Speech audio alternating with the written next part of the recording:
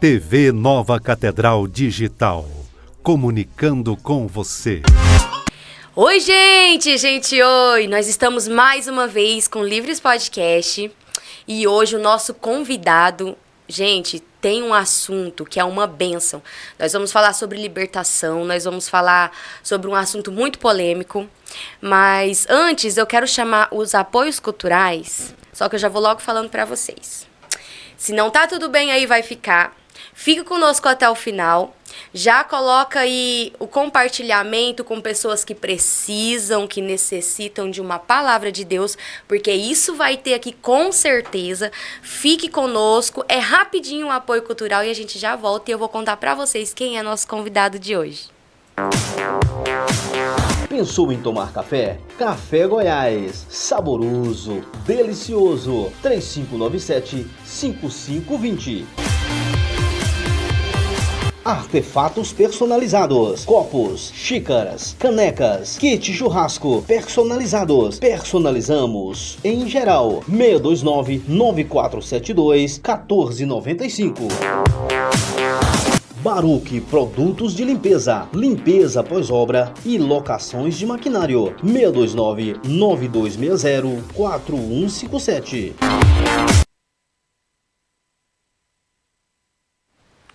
É isso aí, gente, voltamos e eu vou contar já pra vocês. Quem é o nosso convidado? Nós estamos aqui com o pastor Albert, ele mesmo, e ele já vai logo se apresentar pra vocês.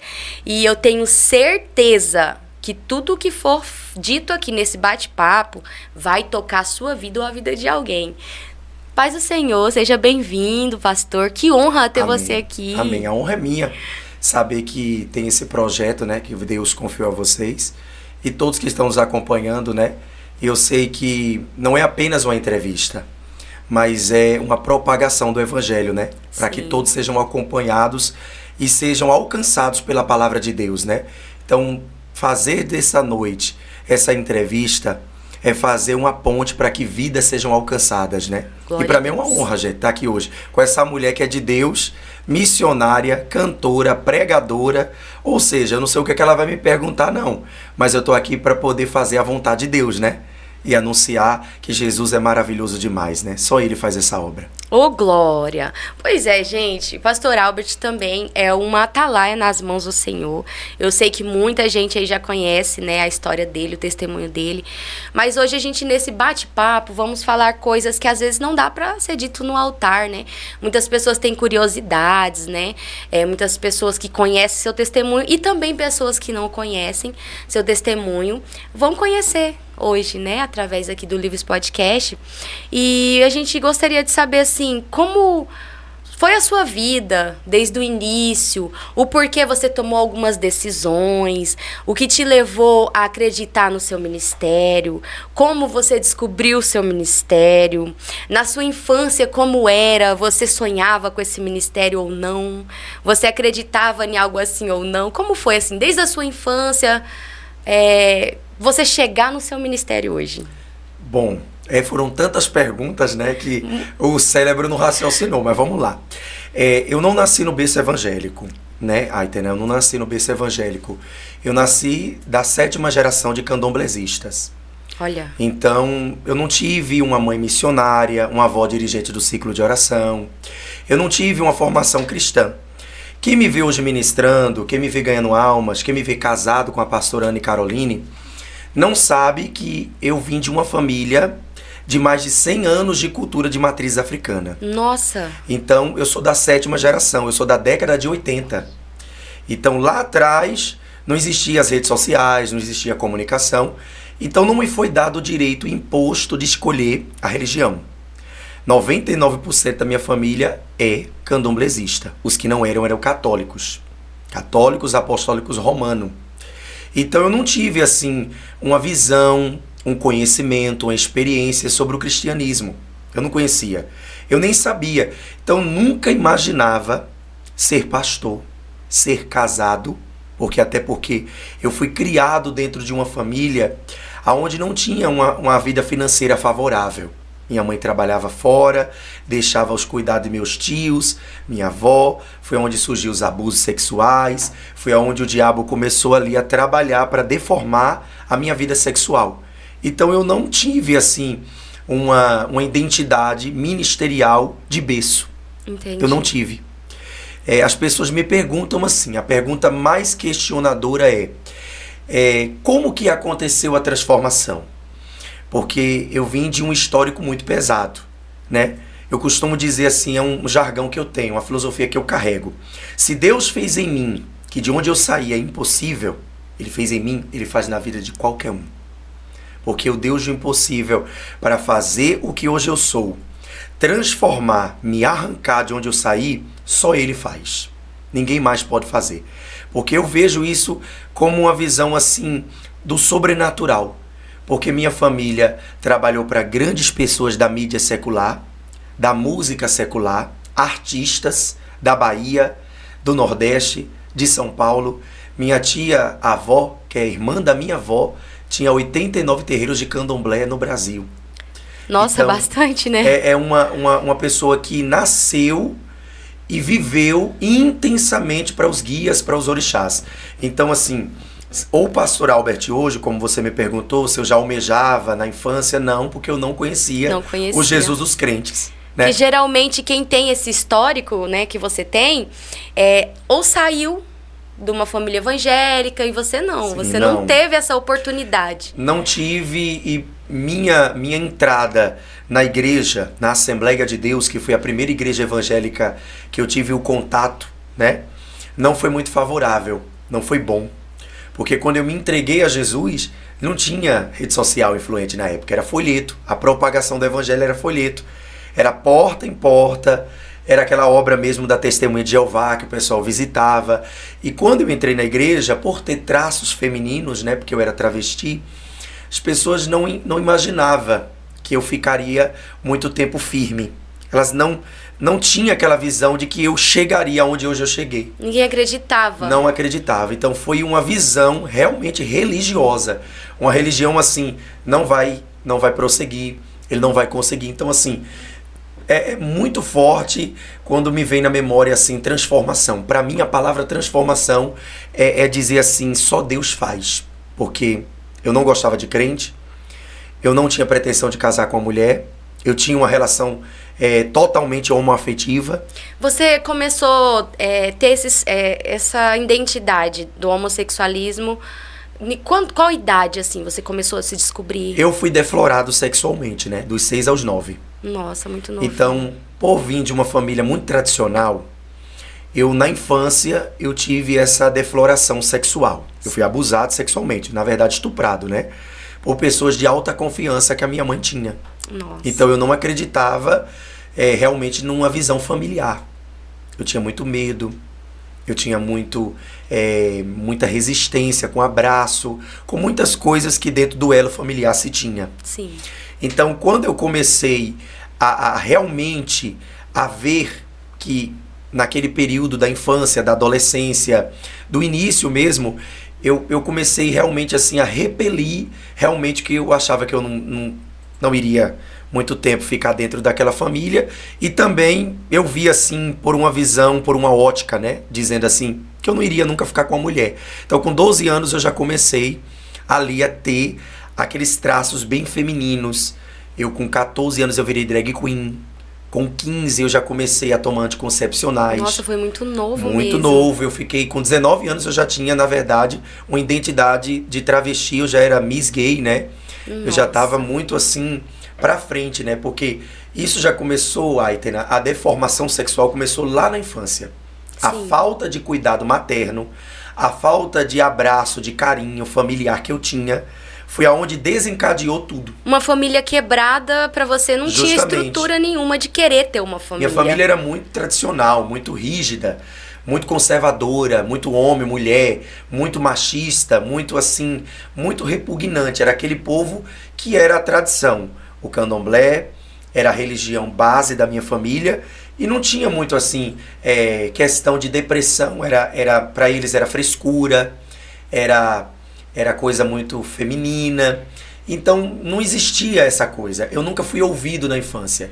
Minha mãe minha mãe é a quinta mulher. Ó, pra você ver, minha mãe é a quinta mulher, que meu pai era um descendente de americano, um homem nobre, poderoso, empresário. Minha mãe foi uma relação extraconjugal sem saber. Eu sou o 16º filho. Então, assim, o histórico que eu carrego é um histórico muito forte, porque meu pai faleceu, eu tinha 8 meses de nascido. Na verdade, você quebrou maldições hereditárias. Sim. Nossa, que forte. Muito, porque minha caminhada dentro da Assembleia de Deus ou dentro da religião cristã, né, onde eu professo a fé, não foi fácil. E como foi se descobrir que você trabalha com libertação dentro da Assembleia de Deus? Eu nunca imaginei trabalhar com libertação. Nunca imaginei. Eu acho que o convívio, né? Eu tive muito contato com pastores de libertação em Aracaju, que é o meu estado, né? Que é Sergipe, meu estado. E para quem está acompanhando, talvez assim possa se perguntar: ministério e dom são coisas diferentes. Eu nasci com um dom e o diabo usava esse dom para outra área. Eu, quando era criança, eu tinha visões, eu tinha sonhos, eu via nomes escritos na parede. Eu via coisas, né? Que você já veio de uma família, Sim, né? eu incorporava entidades muito grandes. Que ia Com lá qual o chás, idade você começou a incorporar? Com 5 anos de idade. Meu Deus! Com 5 anos de idade, eu já estava na roda de Xangô, que é uma entidade muito respeitada e venerada dentro do candomblé, da Umbanda e da Quimbanda. Então eu recebia grandes entidades que pessoas de dentro da religião do Axé precisa ter um grau maior de desenvolvimento. Então, dentro do candomblé, na linguagem iorubá, se chama abicum, quando a pessoa nasce do Axé. Eu nasci dentro do Axé. Eu não fui levado para o Axé. Eu nasci lá dentro. Eu vi coisas que, aos olhos da religião cristã, os crentes e os evangélicos não teriam coragem de fazer pelo Senhor Jesus. Eu vi pessoas fazer dentro do candomblé o que pessoas não têm coragem de fazer. Eu vi na porta da casa da minha tia, com mais de 250 filhos de santos incorporados na roda da gíria. Eu vi pessoas levar como obra de caridade, como projeto social, como forma de abençoar. Eu vi pessoas levando 100, 200 caixas de conhaque, uísque. Eu vi pessoas abençoando. E eu estou falando de uma época muito diferente da nossa realidade. Sim. Uma época que o salário mínimo era R$250. E não existia internet. Não tinha na época nenhum tipo de vaidade, porque hoje as pessoas usam a religião do candomblé também para fazer através de redes sociais, abrir carta, consulta. Eles também não respeitam a religião. Mas pelo poder mesmo. Justamente. Uma forma de dizer assim, uma forma de vaidade. Sim. Eu sou do candomblé. Sim. E o candomblé, eu conheci ele não como hoje. Eu conheci a força da magia negra diferente de hoje. E eu vejo dentro da igreja evangélica o estereótipo, o grau de preconceito muito elevado. Eu vejo que as pessoas colocam a placa da denominação que elas congregam acima do propósito. Sim. Elas falam muito bem da igreja delas e pouco do propósito dela. E é por isso que tem divergência.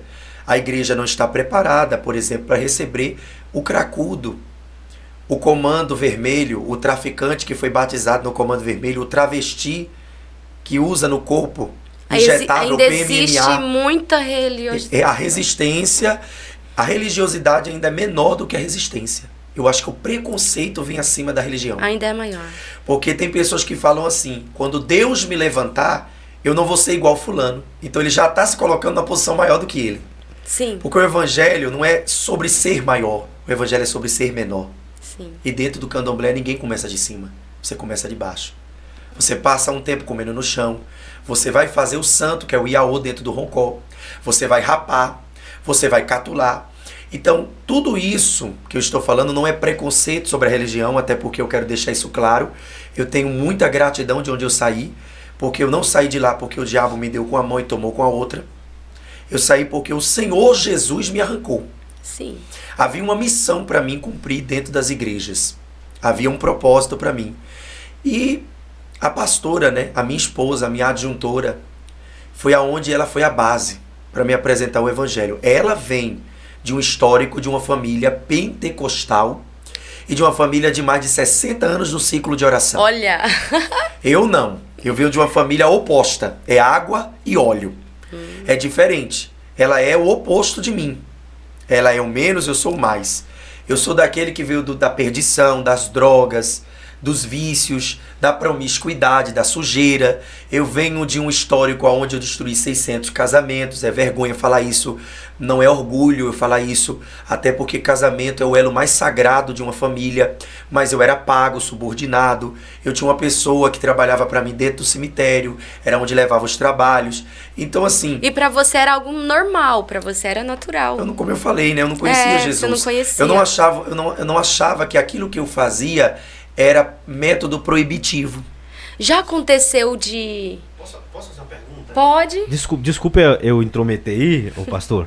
É uma pergunta que tem a ver, e aí volto a dizer, né, que às vezes eu sou um cara que critico às vezes, cortando na própria pele as nossas atitudes como igreja do Senhor Jesus. Claro que eu não sou maluco de tocar na noiva, né? Mas é uma pergunta pertinente. O senhor que veio do candomblé, hoje, o senhor vê muita semelhança em algumas igrejas com os rituais que existem nos terreiros? Ou é coisa da minha cabeça? Sim. Até porque eu não conheço, né? Eu não conheço a parte dentro. A gente vê o que a mídia mostra, o que algumas pessoas veem, mas você que veio de lá, hoje a igreja copia muito alguns rituais de lá, e se copia, né? Você pode citar algum, no caso, que fazem lá, que geralmente as pessoas fazem na igreja, às vezes inconsciente ou sem saber, né? De repente faz porque é levado a fazer. Você pode citar algum pra gente? Eu acho que sim, né? É uma boa pergunta, né? Eu acho que o sincretismo religioso, a igreja, ela perdeu a identidade ministerial dela, que é a palavra. E quando a igreja ela vai perdendo a identidade, ela tenta buscar características em outras coisas. Existem algumas coisas dentro de algumas igrejas que se intitulam ser igrejas evangélicas, pentecostais, avivadas e igrejas, entre aspas, renovadoras. Eu não tenho nada contra, até porque o maior erro não vem quem vem do altar, vem quem congrega. Porque Paulo adverte a igreja de Roma dizendo que deveríamos apresentar os nossos corpos como sacrifício puro e vivo diante de Deus e o nosso culto racional.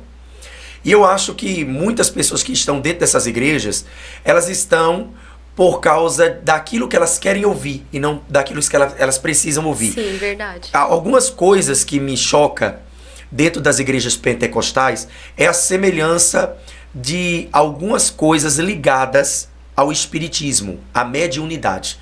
Como a questão de sal grosso, como a questão de rosa ungida, como a questão de Vale do Sal. Eu não tenho nada contra a simpatia, eu não tenho nada contra a pessoa fazer uma campanha, até porque eu também sou um homem que realizo campanha na minha denominação, da qual eu frequento, e sou pastor pela misericórdia.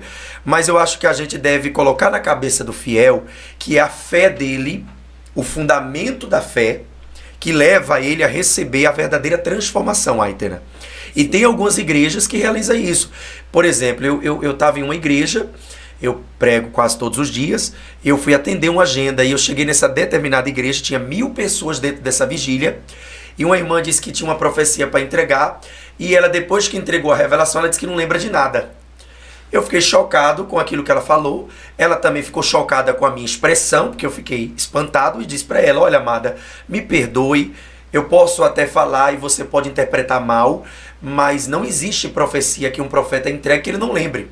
Porque o Espírito Santo ele traz a consciência e não a inconsciência. Os orixás é diferente. Ele usa o indivíduo para que inconsciente ele coma coisas, beba e faça a mutilação do seu corpo. Porque eu não acredito que o Espírito de Deus, o ser mais poderoso, a qual Jesus disse quando veio em carne, aquele que se dirigir em pecado contra o meu Pai, ele dará o perdão. Contra mim eu também darei o perdão, mas contra o Espírito Santo não tem perdão. Porque o Espírito Santo, a atuação dele é o convencimento. Então, se ele conversa com o pecador e convence o pecador do erro, não tem como um profeta que se diz ser cheio do Espírito Santo não lembrar do que ele está fazendo, do que ele está agindo, rodar, profetizar, cantar, falar em línguas E perder a consciência. e perder a consciência. Você lembra das promessas de Deus, certo ou errado? Sim. E quando você está triste, quem te faz ativar a memória das promessas é o Espírito Santo. O que te dá forças para caminhar não é o Deus que vai te dar a vitória, é o Deus que já te deu a vitória. Isso é a gratidão que me faz caminhar, trilhar um novo caminho. O que me chama a atenção é ver que algumas pessoas dessas igrejas, que me foi feita a pergunta agora, não conseguem ter o discernimento espiritual de que essas pessoas estão dentro desse sistema. Eu não as considero como igreja, mas é um sistema onde eles utilizam a necessidade das pessoas. Sim. Tire a sandália, bote a sandália, venha de branco, venha de rosa. Eles colocam símbolos ao invés da essência. A religião mata, o significado liberta. E as pessoas, elas querem tanto, né, ter uma libertação, querem tanto um milagre, estão no fundo do poço e aquilo ali elas segura como um socorro, né? Também, pastor, perdão, viu? Não, pode ficar Eu tô tranquilo. intrometendo aqui. Aqui é Se bate-papo. qualquer coisa você pode brigar, viu? É porque assim, ó, eu sou um cara que como eu trabalho com mídia, então eu tô sempre ligado, né? Eu tô acompanhando isso pelo monitor aqui, que senão eu vou ficar virado assim. E, por exemplo, eu vi esses dias uma pessoa que eu estou falando de Jesus, evangelizando, e ele pegou pra mim uma igreja, né? Não é aqui, onde o pessoal bota aquele vestidão tipo lá no terreiro, os homens, e fica rodopiando e fazendo batuque o tempo inteiro. E ele falou, cara, mas isso aqui, olha o que ele me disse, isso aqui eu já faço lá, né? Eu já fiz muito no terreiro que eu frequentava, dos irmãos espírita. E eu fiquei sem palavra, porque assim, você vai falar o quê? Até que ponto, pastor, na sua opinião, né, o senhor como pastor, como alguém que veio de lá, o senhor conhece os dois lados, até que ponto é aceitável esse tipo de coisa dentro da igreja no quesito evangelismo de Jesus, né? Porque um negócio desse causa mais escândalo do que coisas boas, né? Até que ponto eu, como membro, porque o líder tem gente de todo quanto é jeito, né? Infelizmente tem gente que é bom caráter, tem gente que é mau caráter, tem gente, enfim, cada um com seu cada qual, cada um vai prestar conta, né? Mas até que ponto eu, como membro, devo começar a estranhar quando eu começar a ver essas coisas dentro da igreja? A falta de discernimento leva a pessoa a ter, né, essa falta de diferença, né? Existe a maioria dessas igrejas na Bahia, né? Em Salvador, lugar onde o evangelho assim realmente necessita ser pregado. Não que a Bahia, por ser um estado de sincretismo, né, careça do evangelho, mas eu acho que a falta de conhecimento, a falta de compreensão. Eu tenho obreiros da minha denominação, da minha igreja, da qual eu sou pastor, que veio do candomblé, foi feito santo no candomblé. A metade dos meus obreiros ou veio do candomblé ou veio da prostituição. Eles vieram para dentro da denominação por causa da minha história de transformação e da minha identidade pastoral. Então, como nas outras igrejas eles bateram na porta e não conseguiram esse apoio, na minha igreja eu ensino, eu deixo claro de que, sendo hoje sacerdote e pastor da palavra, eu não trago nenhuma característica do candomblé. Pelo contrário, Entendi. Eu trago todos os rudimentos da palavra. Na minha igreja tem a palavra, tem os hinos da harpa cristã, tem a tradição pentecostal. Só que eu não coloco nada que seja ligado ao sincretismo. Nada que seja ligado a dentro da cultura de matriz africana. Em que sentido, pastor? Aquela coisa de estar rodando povo, de estar jogando cadeira, aquela coisa que é uma falta de compreensão muito grande, muito grande. Então, eu vejo que alguns fiéis que estão me acompanhando agora, que estão dentro de algumas igrejas, tem pessoas que questionam os dois tipos de denominação. A igreja mais fria, monótona, e a igreja que está desse lado de cá, que é a igreja mais liberalista. Que é a igreja, meu pastor me libera, meu pastor me permite fazer isso. Porque também tem pessoas que deixam de ter um contato íntimo com Jesus na sua casa e vivem procurando profetas. Então essas pessoas estão sendo inseridas na profecia de Jesus. Quando ele diz, trocaram o evangelho por amor à vaidade. Eles trocaram. Na verdade, Deus deixou o discernimento, Aitena. Não existe um ser vivo que venha receber uma oração que ele não testifique no seu próprio espírito que aquela pessoa que está sendo direcionada a ela tenha Deus. Você tem discernimento. A Bíblia deixou claro que aquele que tem o Espírito tudo discerne. Paulo fala isso na carta aos Coríntios. Então não tem como uma pessoa que está dentro de um corpo pentecostal, que se diz ser uma igreja que acredita nos mistérios, que é assim que eles falam. Existe uma pessoa esses dias que me procurou e falou assim: a minha igreja acredita nos mistérios finos. Mistério fino é dos panos, né? É quando a pessoa bota a roupa de renda. Eu não tenho nada contra, gente. Eu quero deixar isso claro. Mas eu acho que a prioridade hoje na igreja é a libertação e a palavra. Sim. Não que essas igrejas não tenham, mas vamos procurar não escandalizar, não trazer uma imagem de que a igreja de Jesus é uma igreja ligada aos rituais, que o axé, que é uma religião bem antiga, é uma religião, acredito que muito antes de Jesus Cristo, porque o candomblé é uma religião antiga. Ela vem de dentro do Egito. Candomblé vem de dentro do Egito. Quando o povo de Israel foi levado para dentro do deserto, introduzido no destino de Canaã, o povo já abria carta no deserto. O Senhor Deus mandou que Moisés destinasse homens guerreiros para matar feiticeiros que vieram na travessia do Mar Vermelho. O diabo descobriu que não podia com a igreja de Jesus, então ele falou: vou me unir a ela. É isso que ele quer. Ele não quer matar o povo. Ele não quer fazer como fez no Coliseu em Roma, no ano 61 depois de Cristo. Ele não quer destruir a denominação. Ele quer se infiltrar dentro dela. Ele quer o povo confortável. Ele quer que você receba uma profecia da carne acreditando ser uma profecia do céu. Ele não quer. Hoje a maioria de grandes pessoas pagam profetas, subordinam profetas. Eu te pergunto, qual maior serventia tem? Um macumbeiro, um babalaorixá como eu fui, que nunca pediu um frango na porta de ninguém, uma vela na casa de ninguém, ou um crente que carrega a Bíblia e a harpa cristã e fala mal das pessoas dentro da igreja? Aonde está o maior erro? Então, eu acho que a gente deveria rever nossos conceitos como evangélico, porque a maioria de cantores, pregadores que não foram discipulados estão hoje destruindo almas por causa da falta de conhecimento. Falta de conhecimento, ego, vaidade, desejo de poder, né? E acaba que não leva o verdadeiro evangelho. Né? É forte. Você sabe um ministério que não tem luz, que não tem notoriedade, que não tem vez? A intercessão. A intercessão é um ministério menos estudado nas igrejas. Eu lembro que antigamente as orações, elas eram muito mais fervorosas. Muitas horas orando dentro das igrejas, de joelho. Eram muitas pessoas orando, né? E aí no início você falou uma coisa que me chamou a atenção. Que eles fazem coisas que o evangelho deveria fazer. Né? E hoje em dia é muito difícil. Geralmente as pessoas chegam muito atrasado no culto, não oram mais, não tem mais aquela campanha, não tem mais esse momento. É um negócio mesmo desfile, oba-oba. É raro, é poucos que oram. Aí os que oram são aqueles que outros vêm buscar. E os que vêm buscar acham que podem pagar.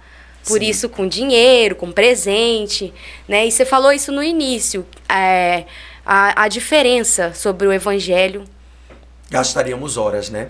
Para falar sobre isso. Quando eu vou dar uma palestra, né? Eu sou formado em História. Quando eu vou dar uma palestra, Aitena, ou quando eu vou trazer o discernimento para dentro da igreja, quando algum pastor me pede ajuda, meu obreiro não consegue entender o chamado, a libertação, por exemplo, que é um ministério. O ministério de libertação é escasso hoje nas igrejas. A maioria de igrejas hoje não quer libertação.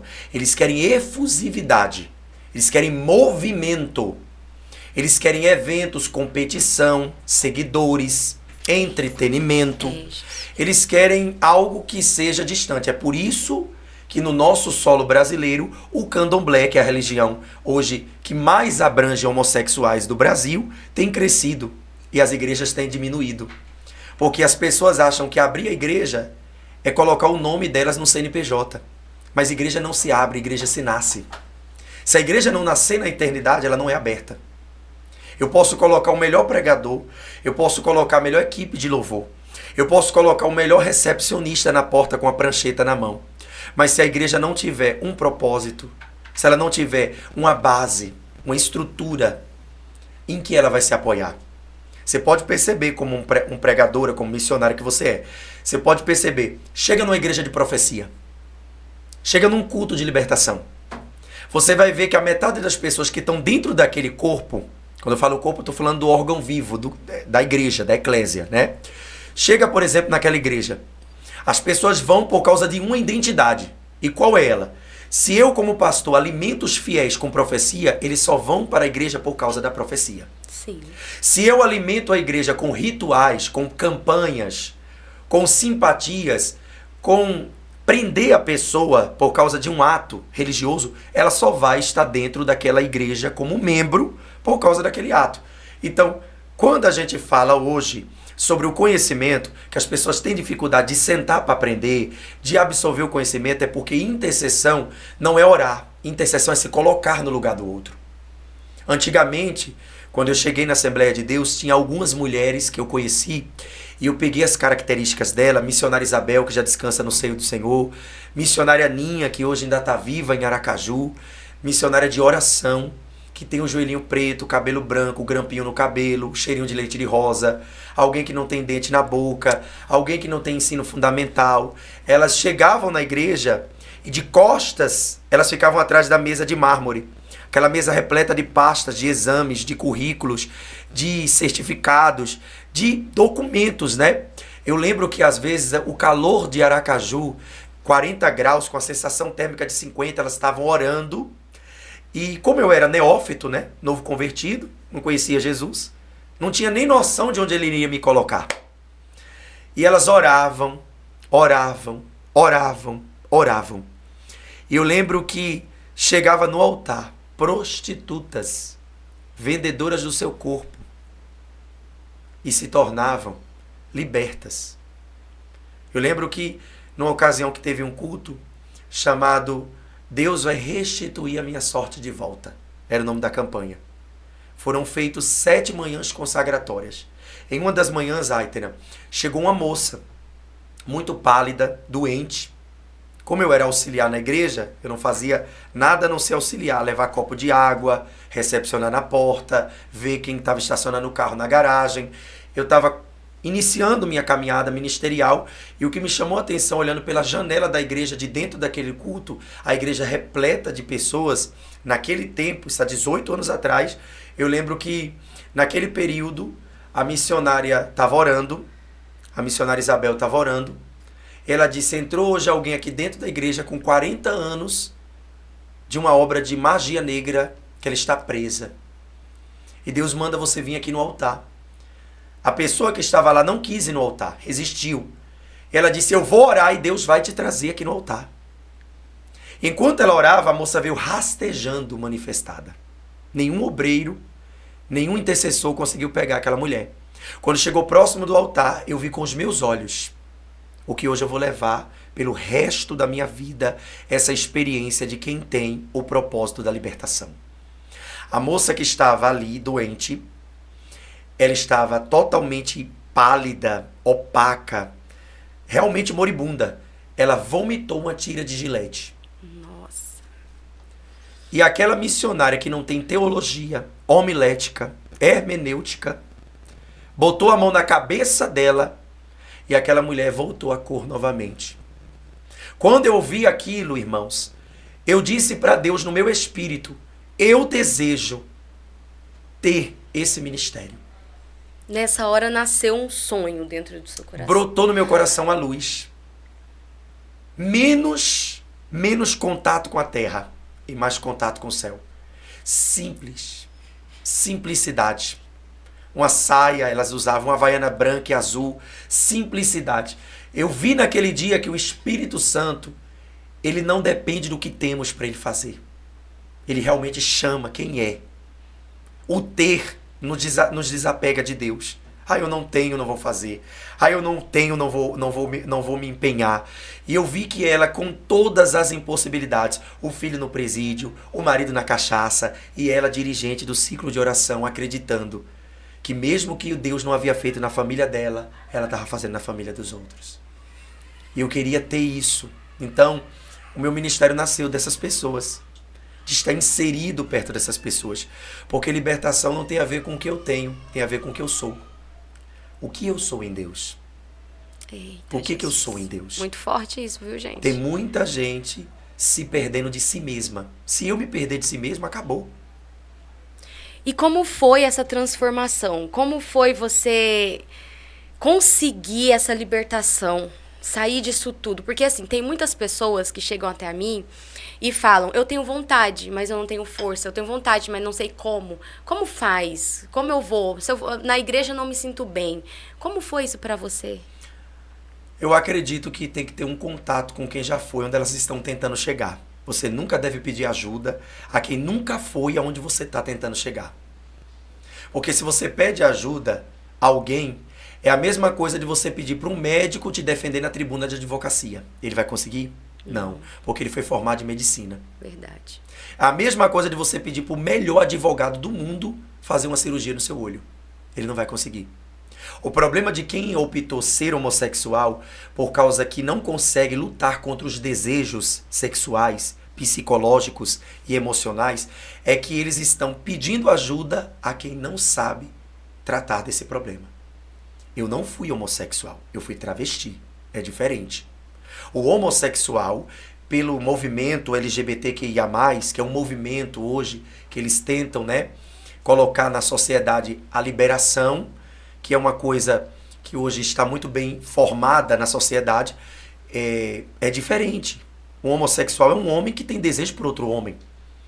Um trans é alguém que tem o órgão genital masculino e que vai fazer a transfusão, a transição sexual. Eu já estava no período, naquela época, caminhando para fazer a transferência sexual. Por quê? Porque eu vim de um histórico diferente, Sim. Um histórico diferente. Eu não tive uma formação paterna. Eu não tive um pai para dizer, você tem que fazer isso. Eu fui criado dentro de um ciclo feminino. Eu vim de uma geração de candomblesistas. Eu vi coisas dentro do terreiro de candomblé. Eu admirava, eu achava bonita aquelas rendas francesas. Porque não existe nenhuma indumentária que é usada dentro do candomblé que é barato. Não existe. Eu já ouvi sobre Não isso. existe. Nada dentro do candomblé é barato. Nada dentro do axé é fácil. Tudo é sacrifício. A facilidade que as pessoas estão encontrando no evangelho é o que está levando elas em ruína. Porque Jesus já deixou claro quando foi em carne na terra. Quando ele veio, antes de ser assunto aos céus, ele disse, no mundo tereis aflição. O que ele está dizendo é, eu estou te dando a garantia de que você vai caminhar, mas não vai ser fácil. Porque para mim não foi fácil. A homossexualidade não é uma doença que eu vou na farmácia, tomo remédio e estou curado. A homossexualidade é a deformação de caráter.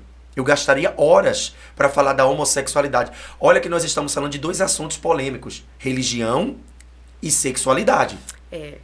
A religião, que já é uma coisa que hoje é pejorativo. Veja que hoje o nome religião é sinônimo de repugnação. Na verdade, são três, a religião, verdade. A religião.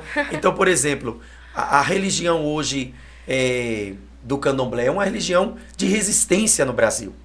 É uma religião de resistência. E não só religião de resistência, Aitena, mas também uma religião onde as pessoas elas começam a degladiar entre si.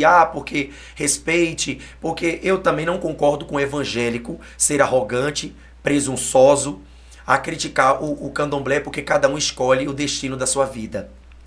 Agora também a gente não pode deixar de falar de que Jesus Cristo de Nazaré, o maior e mais poderoso revolucionário da história da humanidade, hoje é incompreendido. Jesus é incompreendido. As pessoas, por exemplo, estão na igreja, mas não sabem quem é Jesus. Verdade. Elas não sabem quem é Jesus. Só ouvem falar. Elas não sabem. A religião, por exemplo, o que antigamente religião era sinônimo de orgulho.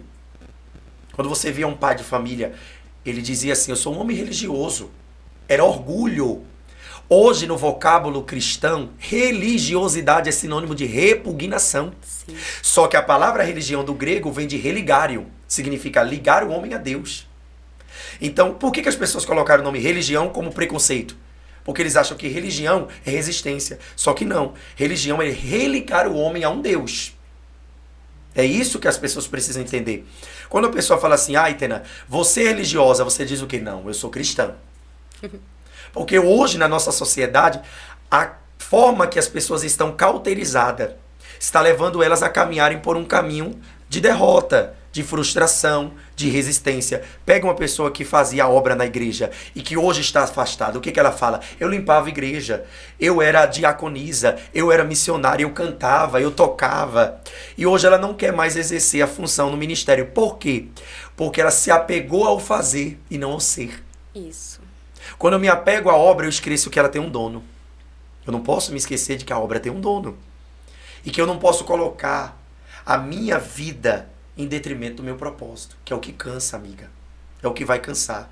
Então, naquele período, como você me perguntou, né, sobre a questão de como começou, de como foi a minha caminhada ministerial, eu era cabeleireiro, hairstyler, eu era empresário, eu tinha motorista particular, eu tinha 3 empresas de colorimetria, eu viajava do norte e nordeste, ao ponto que eu viajei por parte do Brasil inteiro, e eu ganhava livre, com meus 16 funcionários, eu ganhava 20, 30, 40 mil por semana. Nossa. Então, como na época eu era usuário de cocaína, heroína, eu não acreditava muito no amanhã. Então eu ganhava hoje 40 mil, gastava hoje tudo em festas, espumantes.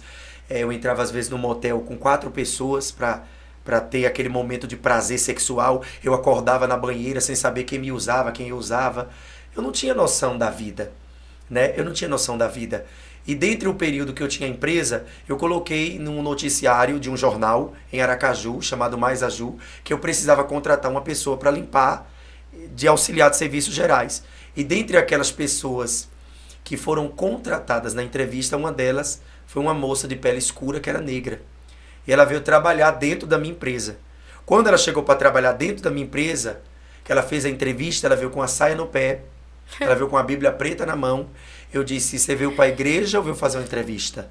Ela falou, não, é porque eu vim, mas eu vim de um culto, então eu já vim direto para cá.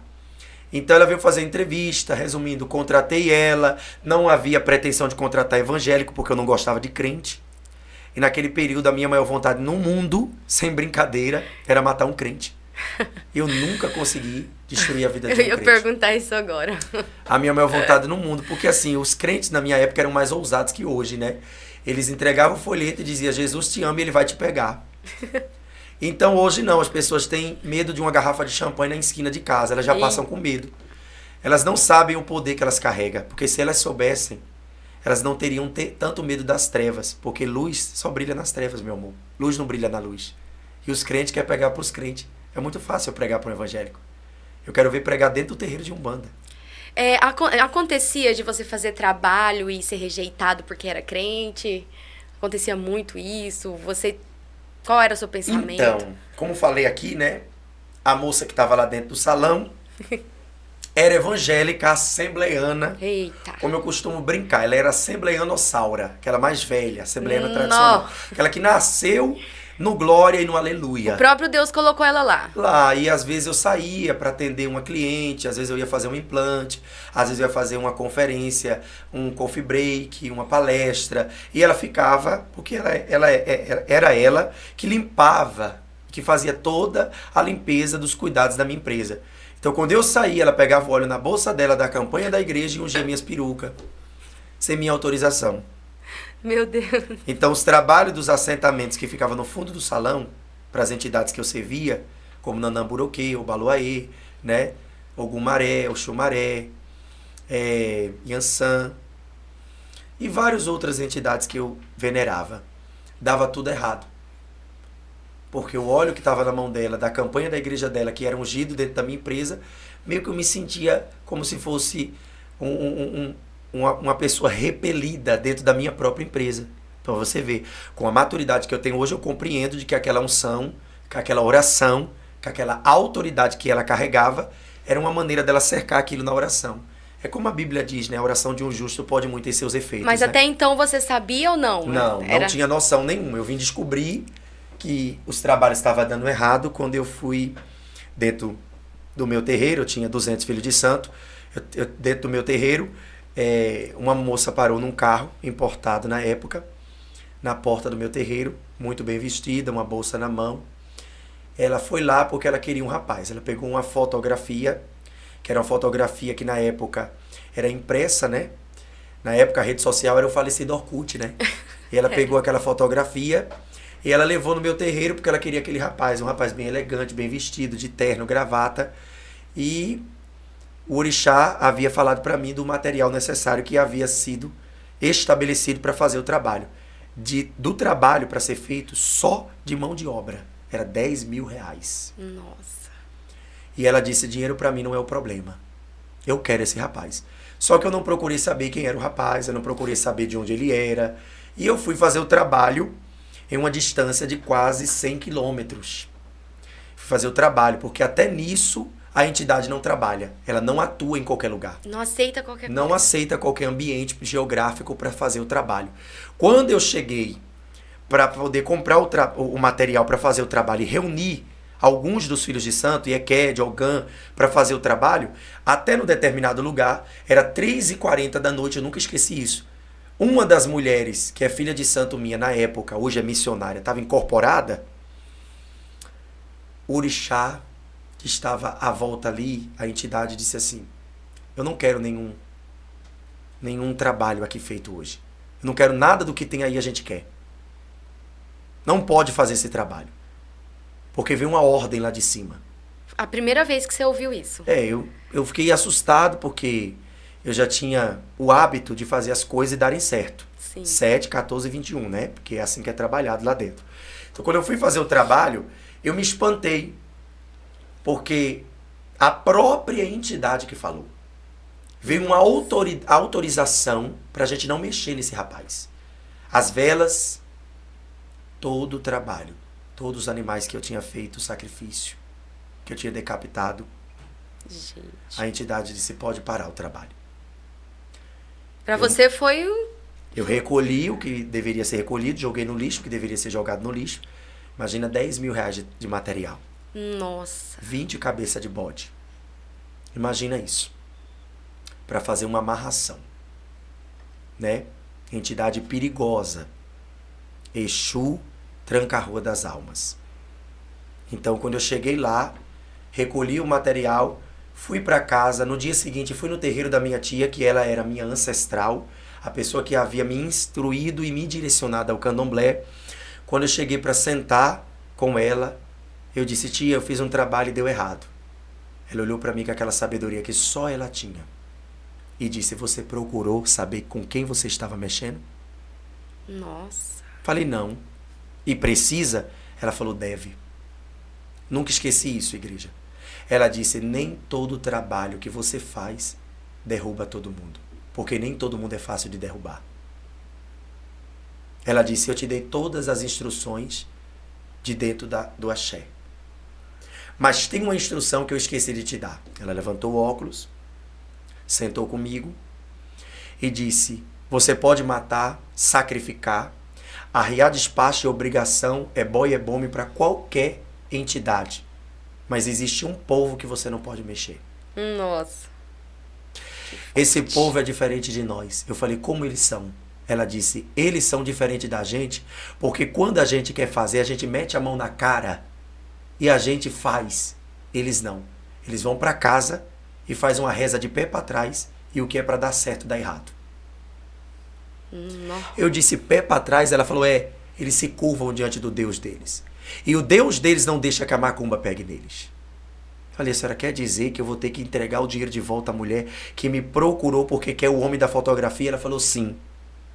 Porque não adianta você mexer com aquilo que os orixás não dão conta. Olha só. Eu olhei para ela e disse, e quem são esse povo? Ela falou, eles não prestam. Nossa. Eles não valem nada. Eles são carregados. Hoje eu tenho compreensão de que a gente de fato é carregado até a tampa, né? Do poder e da unção. Ela disse assim, eles são carregados. Não mexa com eles. Eu disse, não vou devolver não. Aí minha tia falou uma coisa para mim que eu carrego até hoje. Ela disse, um homem sem uma família, ele não é nada. Você não mexeu apenas de um homem. Você mexeu numa família. Você não sabe quem esse homem é. Quando eu fui identificar, eu ainda continuei enganando a mulher de que eu iria devolver o rapaz para ela.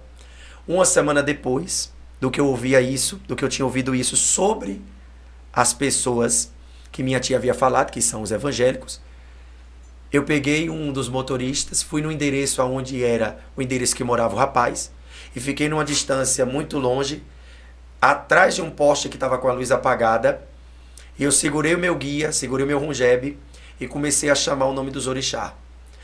Era interessante porque já era um período mais longo da noite. Naquele tempo, o povo nordestino dormia 6 para acordar 5 para trabalhar. Já era quase meia-noite. A luz incandescente da porta da casa daquele homem estava aceso. Quando eu cheguei do outro lado da rua, que eu fiquei olhando e coloquei a mão no rungebe e comecei a chamar o nome das entidades, a entidade materializou a minha volta e não conseguia atravessar a rua para entrar na casa do homem. Era como se elas tivessem uma barreira que impedisse elas de entrarem dentro daquela casa. A metade da janela estava aberta, passou pela janela, eu enxerguei de longe uma senhora de cabelo branco. Eu deduzi, é a sogra. Logo em seguida passou a mulher. Elas estavam gritando, não dava para ouvir o que elas estavam gritando. Aí quando passou eu disse, aquela deve ser a esposa, porque aquele homem que aquela mulher me pagou era o marido da melhor amiga dela. E ela havia saído da igreja, porque ela queria o marido da outra. Meu Deus. E a casa estava super... Sabe aquele povo que vai para a igreja e às vezes quer destruir o casamento dos outros? Quer tocar na família alheia? Essa era a mulher que me pagou na época para querer o marido da outra. Aquela mulher saiu para a porta da casa dela, com as mãos pingando de óleo ungido. Ela não estava me vendo porque eu estava no escuro, todo de preto. Quando ela estava na porta da casa dela, sem ver, mas pelos olhos espirituais, ela levantou as mãos em direção ao outro lado da rua. Ela disse, Satanás, eu já te vi. Eu te dou uma ordem agora, por um caminho você veio, por 7 você vai voltar. Meu corpo paralisou, minhas mãos suavam e transpirava. A minha sensação era que meu espírito saiu de dentro do meu corpo. Nossa, que experiência. A autoridade daquela mulher foi tão grande que ela gritava que às vezes o pescoço dela ficavam para fora e ela disse assim, eu e minha casa serviremos ao Senhor. Olha só. Sabe o que ela estava fazendo? Anos depois, me tornei evangélico. Fui tomar um café na casa dela, sem ela saber que eu já tinha feito trabalho para a casa dela. Ela disse, você acredita que sempre eu vejo um demônio na porta da minha casa, já vieram fazer até trabalho na minha porta? Eu olhei para ela e disse, fui eu que vim fazer. Outra pergunta que eu ia fazer, você já encontrou com alguém que já você... encontrei. Infelizmente, vergonhosamente já encontrei, até porque a Bíblia diz que nada em oculto que Deus não venha trazer em revelação, né? Não há nada em oculto que Deus não traga à tona. Tem alguém que é membro seu hoje que você já fez trabalho antigamente? Não. Membro não, porque eu moro em Goiânia, né? Sou de Aracaju, mas moro em Goiânia. Mas eu tenho ovelhas que eu já ganhei para Jesus em Aracaju, que eu já fiz trabalhos de magia para eles. Olha só. Já teve casamentos que eu mesmo destruí, e foram casamentos de 20 anos de matrimônio, e que depois que eu me tornei evangélico pela misericórdia, no período da época eu era missionário, e eu atei o casamento pela campanha. Que bênção, hein? Né? Porque eu me tornei assim, Aitena, missionário durante muitos anos da minha vida, né? Viajei por todo o Brasil, né? Esse acontecimento, então, ele trouxe uma curiosidade dentro de você, e aí você começou a ir para a igreja ou não? Não, ainda permaneci um bom tempo dentro do candomblé. Até porque eu não conhecia Jesus. Eu vim ter uma experiência mais íntima quando eu tive câncer, né? Quando eu tive câncer na porta do hospital em tratamento, o povo da Deus é Amor e da Universal, eles pregavam para mim, mesmo eu não gostando deles. Então não tinha como eu rejeitá-los, porque agora eu estava em cima de uma maca, agora eu estava pesando 37 kg e 700 gramas. Nossa. Tem fotos minhas espalhadas aí nas redes sociais, no Brasil inteiro já conhece, né? Então assim, a minha história, a minha experiência com a imersão com Jesus, ela é uma história forte.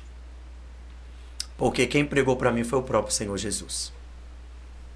Mesmo a minha atual esposa, Anne Caroline, a qual me ganhou para Jesus, das trevas para a luz, fazendo da vida dela um objeto de oração, uma mulher de oração, entregando a minha vida no altar, mesmo assim, eu ainda não tinha algo que me dissesse assim, eu sou o teu Deus.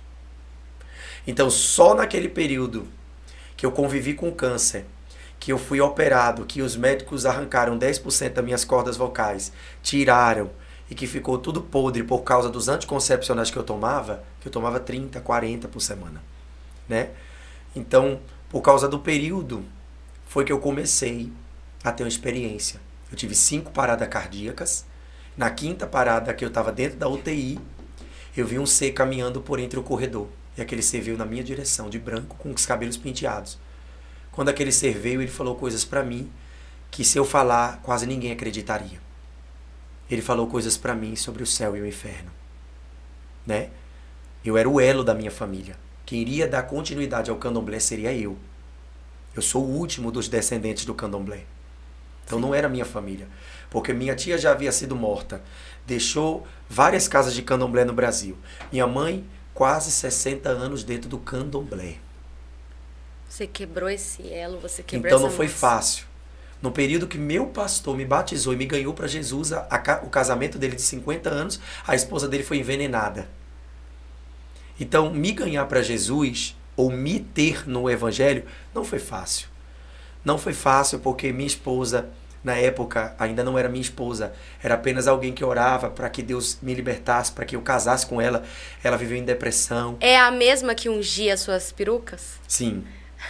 A mesma e única, né? Eu nunca me relacionei com outra mulher. Não, eu falo assim, porque você começou contando Sim, de uma moça ela era minha que você funcionária. contratou. Se tornou minha assessora, vestia meus biquínis, minhas calcinhas, minha lingerie, limpava minhas botas, e enquanto ela limpava, ela orava. Eu não sei responder para vocês o que é que ela viu num travesti que hoje é um marido casado com ela, que tem 18 anos de relacionamento com ela. Eu não sei.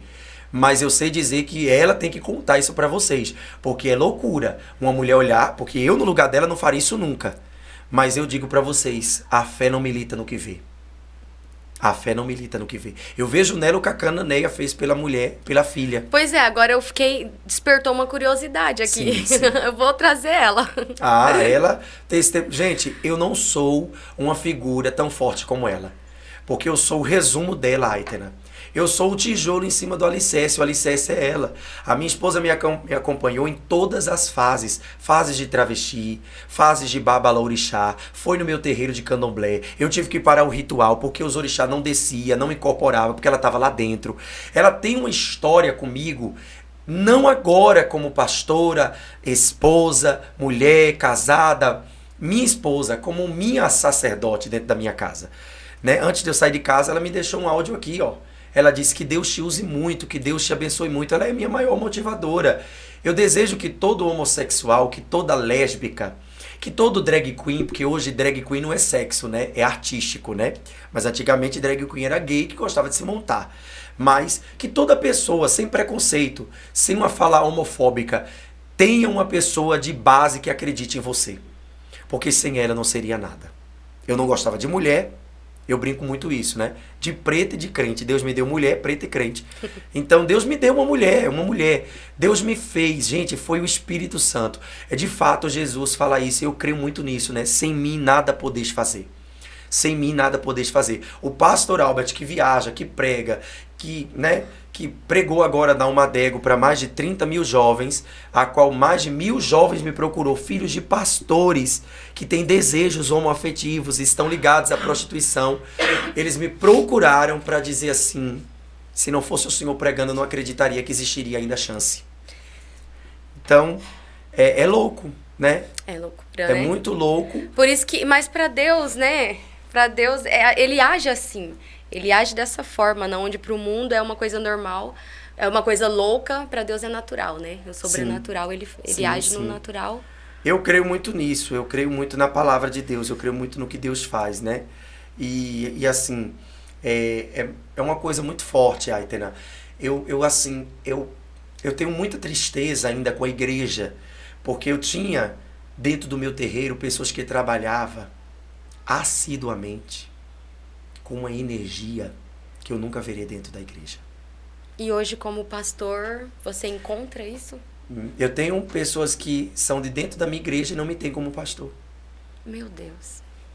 Eles me falam, pastor, meu pastor, mas no profundo, pela revelação que Deus me dá, no profundo dos olhos, você vê que não é sinceridade. Você vê que eles não estão ali para somar. As pessoas parecem que não acreditam no milagre, né? Sim.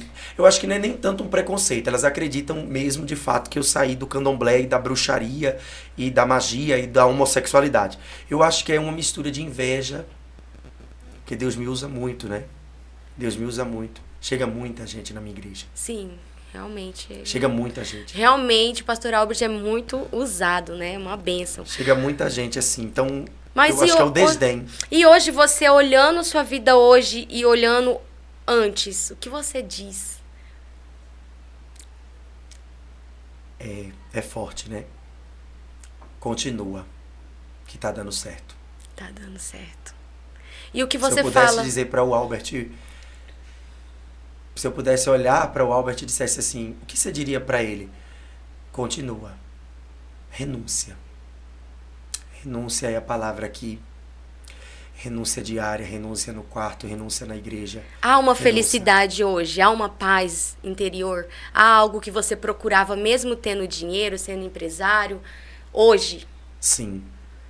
Isso, assim, o que eu quero dizer é que não é um conto de fadas. Não, que às não vezes foi tem pessoas... porque eu acabei de contar aqui para vocês que eu passei momentos difíceis. Não, porque tem pessoas que pensam que não existe. Não existe. Uma pessoa da minha família esses dias me disse assim, não existe paz em lugar nenhum. Não existe paz. Mas existe essa verdadeira paz. Ixi. Paz é uma pessoa, né? Se chama Jesus. Ele é o príncipe da paz.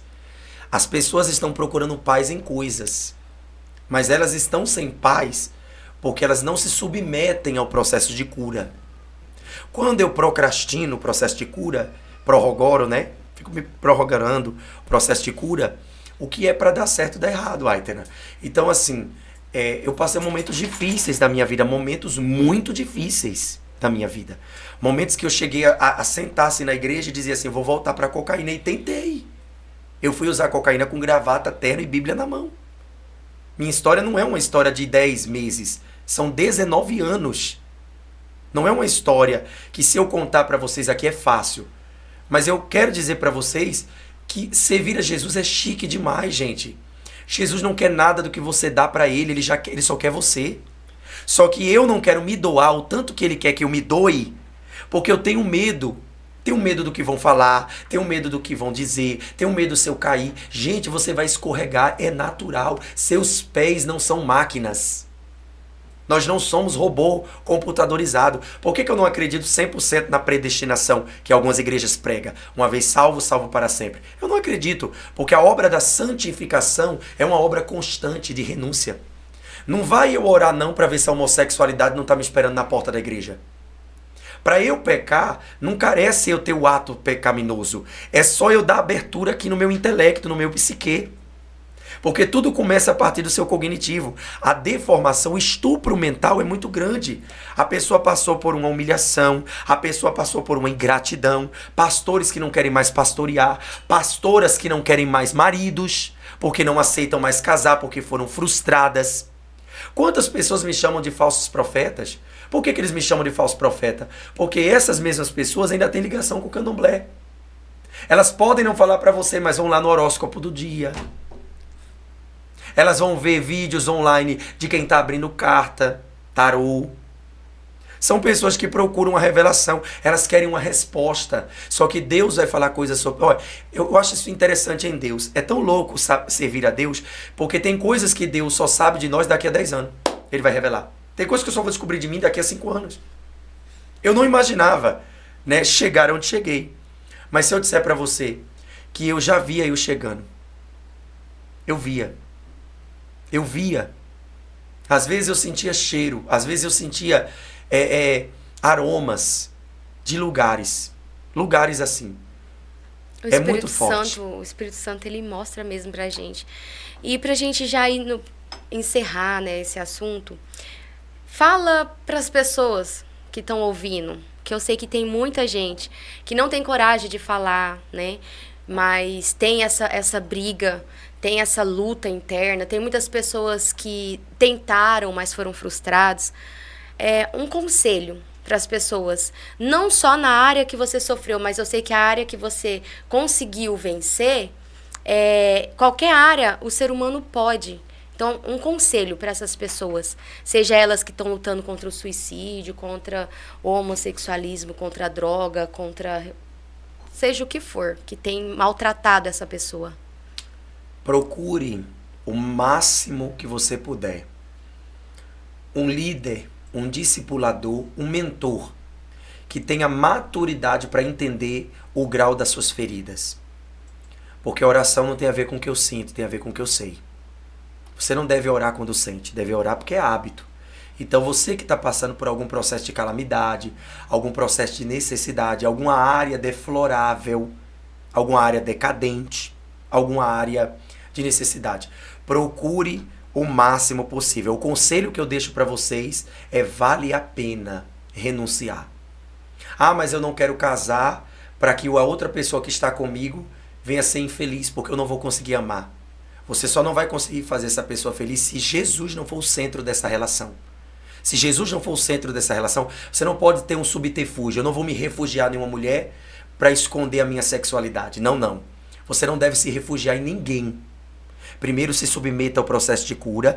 Deus vai direcionar você, porque uma pessoa saudável, ela consegue curar outras pessoas. Então, o único conselho que eu deixo para vocês é procurar cura, método de cura, libertação, transformação. Não se alcança de longe, se atesta de perto.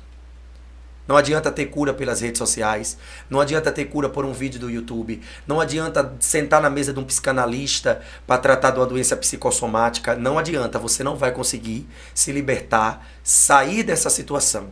É necessário você passar por esse processo sensível para alcançar a cura na totalidade da área da sua vida. E é só Jesus que faz isso, Aitena. É só Jesus. Eu sento com pessoas, eu aconselho pessoas, eu direciono pessoas, mas eu deixo claro para elas: se você não abrir a boca, não expor a necessidade, você não alcança a cura. Tem que saber se a criança na infância foi abusada, se na adolescência teve um contato sexual com o mesmo sexo. Porque não é só a homossexualidade que hoje está deflorando, destruindo a mentalidade das crianças e da sociedade, dos princípios familiares.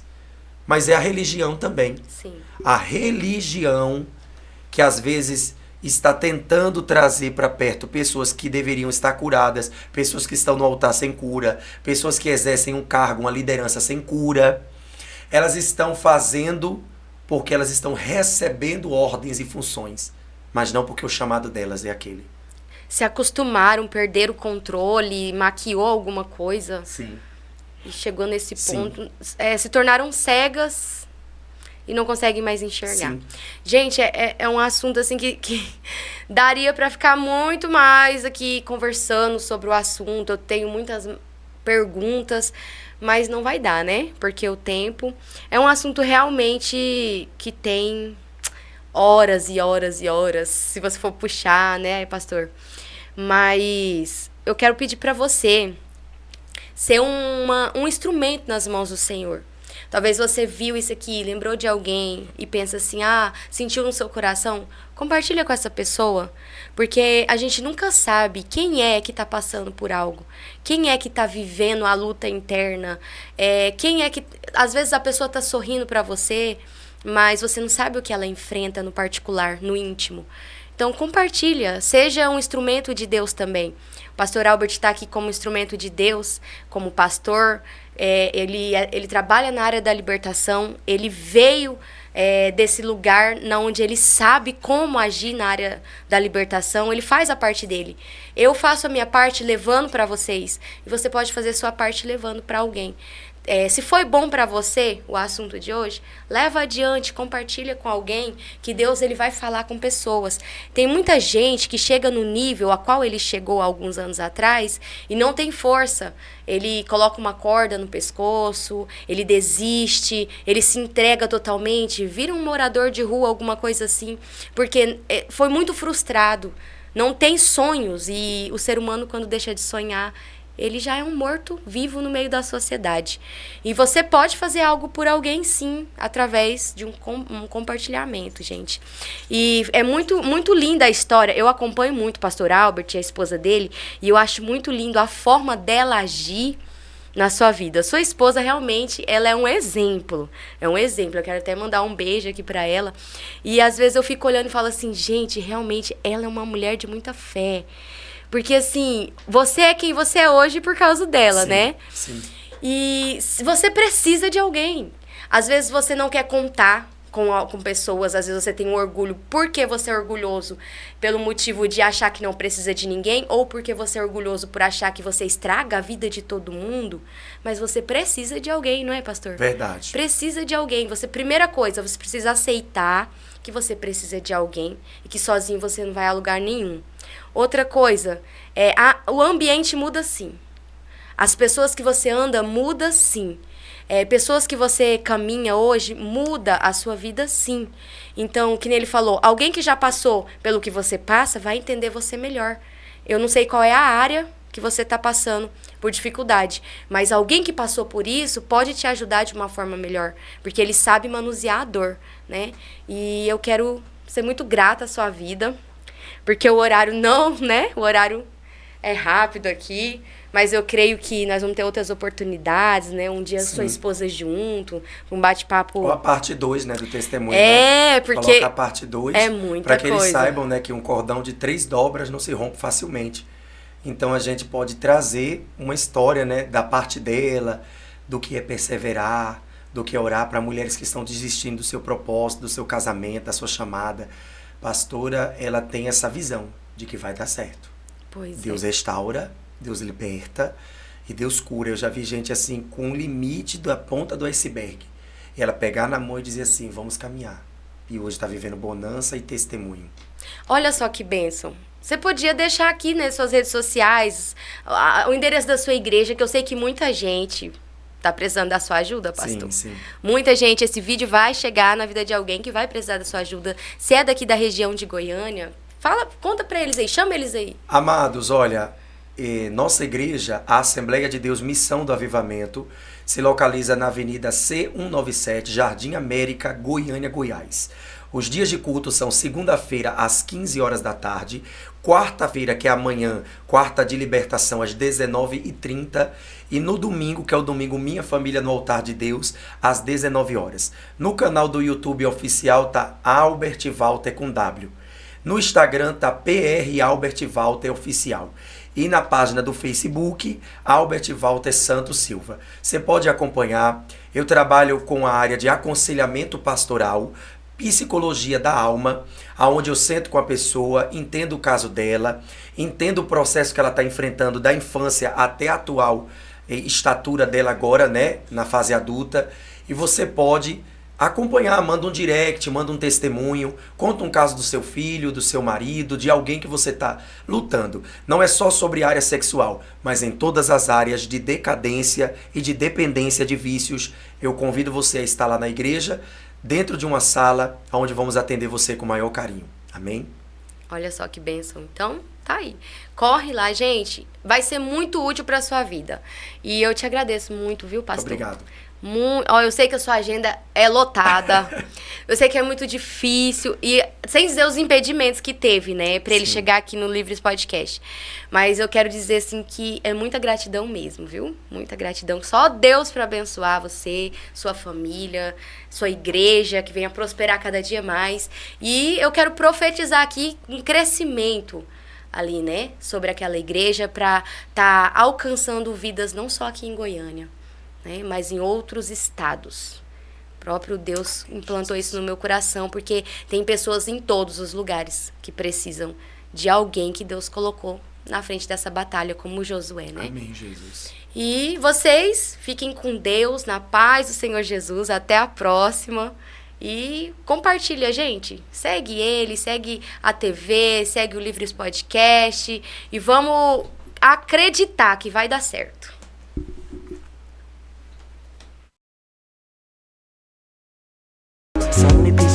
TV Nova Catedral Digital, comunicando com você.